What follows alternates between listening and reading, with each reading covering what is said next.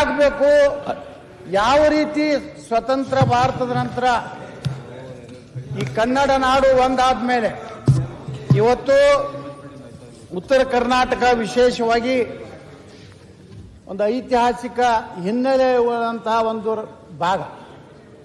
ಸನ್ಮಾನ್ಯ ಅಧ್ಯಕ್ಷರೇ, ಇವತ್ತು ಒಂದು ಕಾಲದಲ್ಲಿ ಬದಾಮಿಯ ಇಮ್ಮಡಿ ಪುಲಿಕೇಶಿ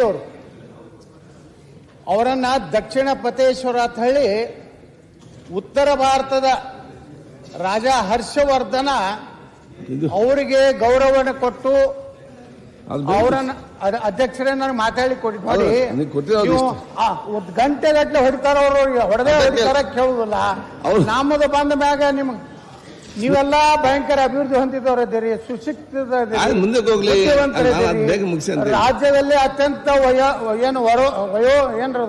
ವರಮಾನದಲ್ಲಿ ಅತ್ಯಧಿಕ ಸಮುದ್ರ ಬದಿಯಲ್ಲಿ ಇರುವಂತಹವರು, ಸ್ವಲ್ಪ ಅತ್ಯಂತ ಕುಗ್ರಾಮದಲ್ಲಿ ಬರಗಾಲದಿಂದ ತತ್ತರಿಸಿದಂತ ಮತ್ತು ಕೆಲವೊಂದ್ಸಲ ಅತಿವೃಷ್ಟಿಯಿಂದ ತತ್ತರಿಸಿದಂತವ್ರು ನಮಗೆ ಅವಕಾಶ ಕೊಡಿ. ಪಾಪ ಕೆಲವೊಂದು ಎಲ್ಲ ಬಿಟ್ಟು ನಿಮ್ಗೆ ಕೊಟ್ಟಿದ್ದೇವೆ.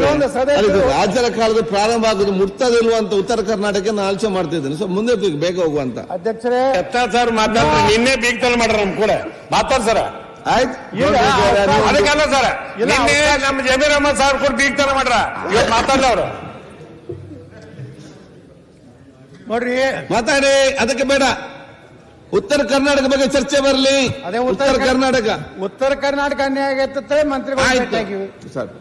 ಏನ್ ಕೋನ್ ರೆಡ್ಡಿ ಅವ್ರಂಗೆ ನಾನು ಅಲಾಟ್ಮೆಂಟ್ ಪ್ಲಾಟ್ ಮಾಡಂತ ಹೇಳಿ ನಾವು ಹೋಗಿವ ಉತ್ತರ ಕರ್ನಾಟಕ ಚರ್ಚೆ ಇಲ್ಲ. ಸುಮ್ಮನೆ ನೋಡಿ ಅಧ್ಯಕ್ಷರೇ, ಈಗ ನಾವು ಮೊದಲೇ ವಿನಂತಿ ಮಾಡ್ಕೊಂಡಿದ್ದೆ, ಮೊದಲ ದಿವಸ ಬೆಳಗಾವಿ ಅಧಿವೇಶನ ಉತ್ತರ ಕರ್ನಾಟಕದ ಬಗ್ಗೆ ಚಿಂತನೆ ಪ್ರಾರಂಭ ಆಗಬೇಕು. ಆದ್ರೆ ಮತ್ತೆ ನೀವು ಕೊನೆಗೆ ಏನ್ ಮಾಡಿದ್ರೆ ಅಂತ ದಂಡಿಗೆ ತಂದನೆ ನಮ್ಗೆ ಕೊಟ್ರಿ.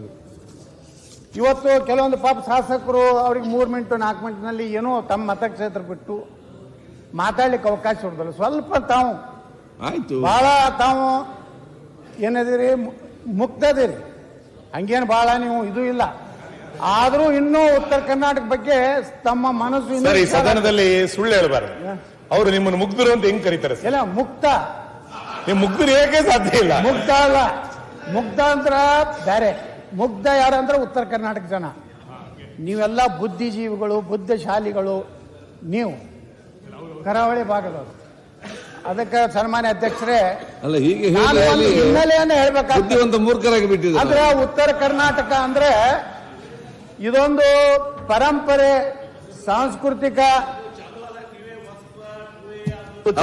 ಉತ್ತರ ಕರ್ನಾಟಕ ಬರುವುದೇ ಅದೇ ವಕ್ಫ್ದಾಗ ಹೆಚ್ಚನೆ ಆಗಿದ್ದೆ ನಮ್ಗೆ ಅಂತೇಳಿ ನಾವು ಅದಕ್ಕೆ ಮತ್ತೆ ಅವಾಗ ಉತ್ತರ ಕರ್ನಾಟಕ ತಗೋರಿ. ಇವೆಲ್ಲ ಆಮೇಲೆ ವಕ್ಫ್ ಮತ್ತು